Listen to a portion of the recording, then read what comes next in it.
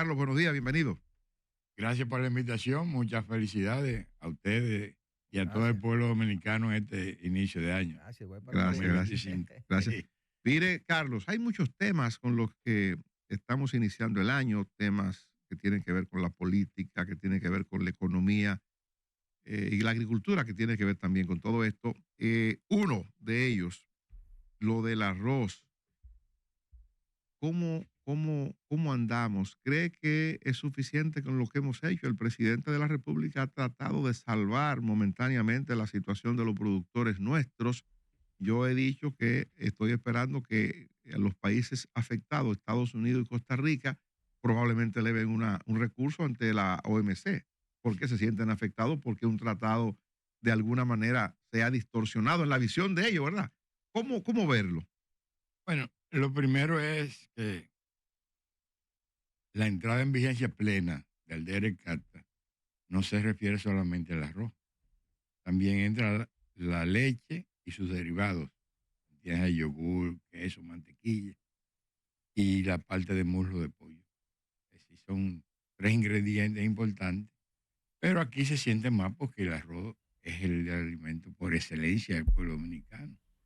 De él dependen básicamente 21 provincias, más de 100 municipios, entre 30 y 32.000 productores, y se generan entre 300 y 350.000 empleos directos o indirectos. Por tanto, es un pueblo que se ha acostumbrado que cuando en la casa de uno no se cocinaba arroz, le preguntaba a la mamá, ¿usted no va a cocinar hoy? Sí. Es No se ha cierto. cocinado. Entonces, hay que entender lo que está sucediendo con el arroz. Pero la historia del DERECAT ha sido un acuerdo muy conveniente para nuestro país. No podemos negarlo. Pero el acuerdo no solamente con la agropecuaria. El acuerdo fue lo que nos abrió la puerta a convertirnos en un centro importante de zona franca, de turismo y de otras actividades conexas. Si usted coge lo que era la actividad comercial antes y después del acuerdo de DERECAT, el país le ha ido bien. Porque solamente por el hecho de nosotros habernos convertido en la etapa más crítica de la humanidad, de ser principales exportadores de equipo médico, de utensilios médicos, ya eso de por sí nos eleva en la categoría mundial. Pero lo que vamos a analizar es el arroz. Aquí realmente el arroz se protegió junto con 7 alimentos más. Y mucha gente dice que no se actuó correctamente. Y yo que mi vida ha sido en defensa de la producción nacional, yo tengo que decir que sí, que el país actuó correctamente y ha venido haciendo lo que debió hacer. Yo tengo las cifras. Es una lástima que Sánchez no está aquí, yo se lo he compartido. Nosotros, el programa de pinoración, que es un apoyo directo a la producción del arroz, inicialmente solamente era para arroz, creó una estabilidad entre el 98 y el 2000.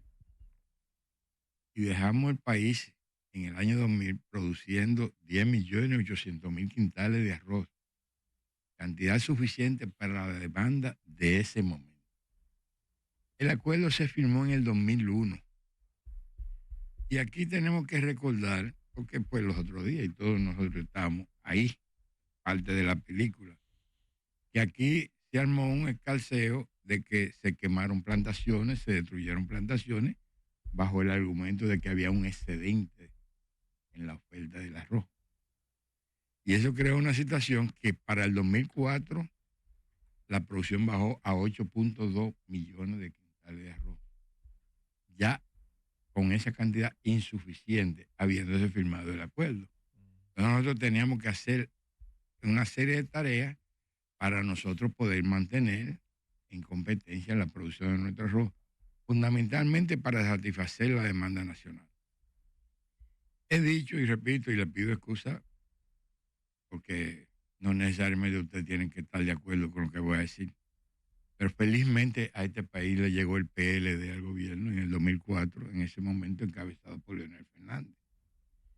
Y entre el 2004 y el 2012, la historia recoge de las cifras publicadas oficialmente por el Ministerio de Agricultura y el Banco Central que la producción volvió a los 10.800.000 quintales. Tuvo una media de 325.000 quintales promedio anuales en crecimiento, que satisfacía el aumento de la demanda. Para mayor felicidad, en el 12, al PL de Leonel lo sustituye el PL de Danilo. Entonces, Danilo hace una serie de inversiones en la parte de la producción agropecuaria. En el caso específico del arroz se destacan tres acciones fundamentales. Lo primero fue la contratación de un genetista que se le pidió generar una variedad de arroz que fuera bueno en el campo para el productor, que produzca mucho, que fuera bueno en el molino y que fuera bueno en la paila para el consumidor. Y lo logramos. El país pasó de 10.800.000 quintales a 14.100.000 quintales en el año 2019, gracias a un aumento promedio anual de 525.000 quintales, que era suficiente. Nosotros tuvimos la virtud de que nunca tuvimos que excedernos del contingente que se establecía en el acuerdo de ERECAT. Lo máximo que nosotros importamos fueron 22.000 toneladas. ¿En qué tiempo? 22.000 toneladas en un año. En un año. Sí, porque eso era una cuota establecida. Sí. Son 23 ahora. Ahora se establece en este decreto 23.000. Sí. Pero realmente, primero, el decreto es innecesario, inoportuno, y si se quiere, hasta una provocación. En el momento que se está haciendo, yo sé que el gobierno, al igual que lo hizo Danilo, que luchó por años para conseguir una dispensa, este gobierno logró eso, pero se convenció de que la dispensa no era posible. Entonces optó por un decreto que, vuelvo y repito, es inaplicable en primer lugar. ¿Qué usted hubiese sugerido si ustedes hubiesen estado en el gobierno con la presión de los productores arroceros para que el gobierno gestionara una dispensa nueva? Al no ser posible esto, ¿qué hubiese sugerido usted al gobierno suyo en ese momento si hubiese sido ahora? Que la dispensa nosotros la habíamos abandonado y era conveniente que no se volviera a ella. Por una razón, si nosotros habíamos alcanzado la autosuficiencia en medio del acuerdo, y aquí era un clamor de que nuestro arroz era el mejor arroz del mundo. Dicen algunos, el arroz dominicano es el que más alta. Aquí era un orgullo decir, dame una libra de arroz importado del americano. Eso se perdió. Para el arroz americano venderse aquí a ver qué más caro con el de producción nacional. Pero si ya nosotros habíamos llegado a ese estadio, nosotros lo que teníamos que hacer era preservar lo que se venía haciendo para que el crecimiento se mantuviera, porque aquí todavía hay un techo grande para... Escoger, por ejemplo, yo he visto, porque para uno poder hablar tiene que estudiar mucho. Yo he visto a Oliverio para allá, dice, no, a mí no me preocupa esto, al contrario, me hace bien a mí. Y he visto a otros productores como Fran Tejada. Y he visto a Copiarroz, pero Copiarroz es la cooperativa de los grandes productores de la provincia de La Vega. Yo dudo mucho que en Copiarroz haya un productor de menos de 500 hectáreas. Aquí el verdadero problema estriba en los productores de menos de 100 tareas, o 3 hectáreas, 3, 5 hectáreas, 16 tareas, tienen 1 hectárea. Entonces, ahí el gobierno tenía que enfocarse en lo que se había hecho. ¿Qué hicimos nosotros para preservar la producción en el Bajo Yuna? Todos nosotros por la edad debemos recordar que en el Bajo Yuna se perdían grandes cantidades de arroz por las avenidas que se producían fundamentalmente a partir del sector que llaman Los Peinados, cuando al río Yuna le entraba el agua de Payabo, que es el río que baja de Monteplata. Entonces, ¿qué hizo Danilo? Entre las tres grandes obras, que amplió el cauce del río Yuna. Le hizo un dragado, aumentó la profundidad y el ancho, y entonces se acabaron las inundaciones. Desde que se hizo ese trabajo hasta la fecha, a pesar de los grandes aguaceros que han caído en este país en los últimos 4 años, no ha habido inundaciones que hayan dañado producción de arroz. Es así. Mire, Foster, le voy a interrumpir cuando usted habla de los productores, que solamente los que tienen 16 tareas. Pero ahí, en esa silla que usted está sentado, Iván García, que es el presidente de cientos de La comerciantes, Federación Dominicana de Comerciantes. dijo que aquí se están aceptando importaciones para que los productores, los molineros, lo vendan camuflajeado, engañando a la gente. Le ponen arriba su ropa que es dominicano y es la importación que ellos están recibiendo permitido por el gobierno. Y no habló mentira, Iván. Dijo la verdad. Porque en muchos países se rieron mucho, incluyendo Estados Unidos, del decreto del presidente. A mí me da pena decirlo, porque es risible además. Porque de aquí, desde el año 2022 que se aprobó una ley eliminando el arancel a la importación de arroz, junto con otros 65 alimentos, con el interés de reducir el costo de producción, aquí 65 de los 66 aumentaron de precio. Solamente el ajo bajó ligeramente.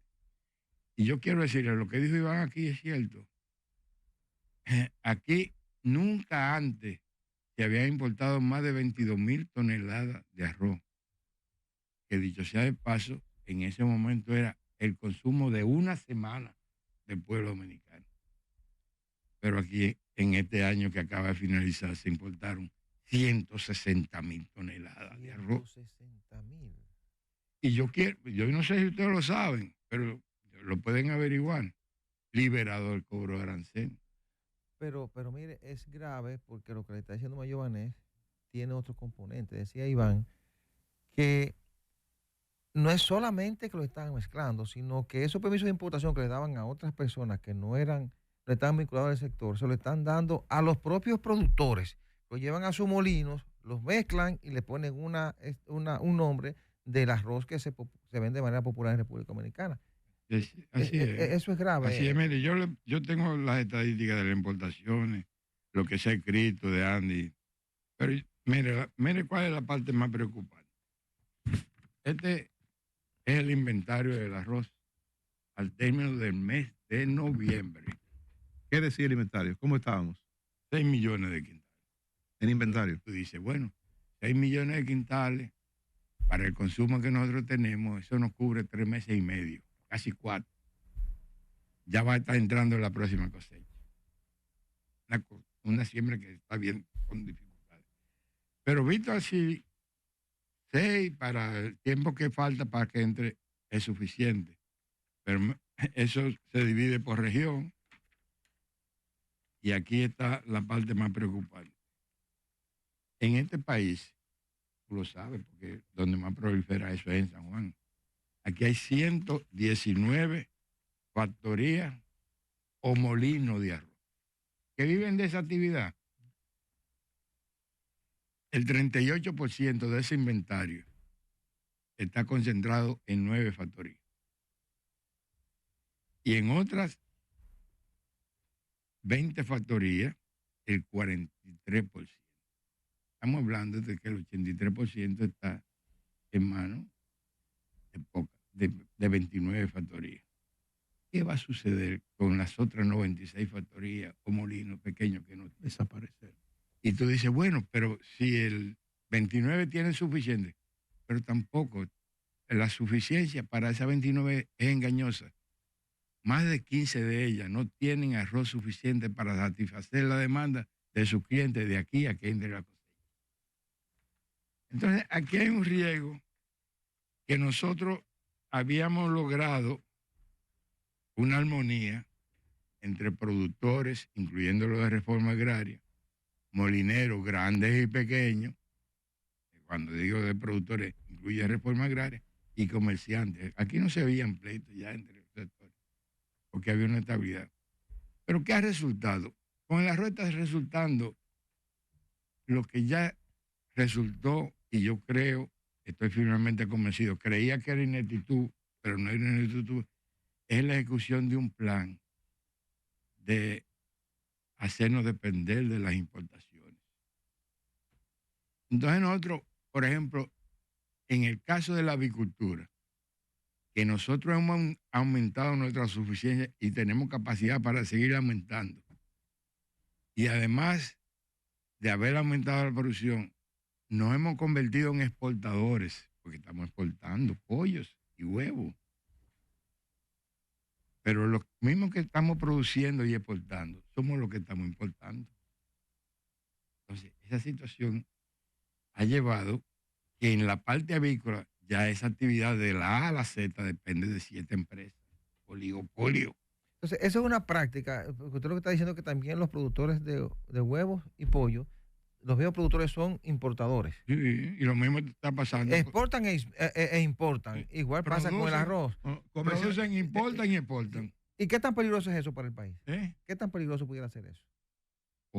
Ya desaparecieron cerca de 500 pequeños y medianos productores. El oligopolio no es bueno, porque el oligopolio sigue transitando en la misma ruta y se convierte en monopolio. Yo puedo darle la descripción de qué tal porcentaje hay de cada empresa. Aquí también yo pido que recuerden, aquí era a Mora lo ponían como el diablo, con unos cuernitos por lo malo que era, y después apoyo Ciudad porque acaparaba. Entonces aquí se rompió con eso y se proliferó y se amplió el radio de producción. Llegamos a la autosuficiencia, pero entonces, paradójicamente, lo que era el enemigo número 1 de la producción avícola, que era la importación de parte de pollo, porque ustedes deben saber, en Estados Unidos se vende la pechuga como carne de pollo. Lo otro es retrojo y se vende a precio de despojo. Oh. Por tanto, cuando se trae aquí desde Brasil y de Estados Unidos carne en parte que se compran a precio barato y aquí se vende como si fuera a costo de producción nacional, usted está haciendo una competencia desleal. Sí. Es lo mismo que dijo Iván. Cuando usted mezcla el arroz que usted compra de Tailandia, de Vietnam, que le sale mucho más barato que el que está importando, y lo mezcla, usted está haciendo una competencia desleal. Entonces, Centroamérica no va a gritar mucho. ¿Y la autoridad no tiene cómo regular eso aquí internamente? Sí, bueno, la situación es que nosotros logramos, gracias a la producción suficiente y a la calidad, que aquí se mantuviera un consumo de la producción nacional. Ahora por la Super 7.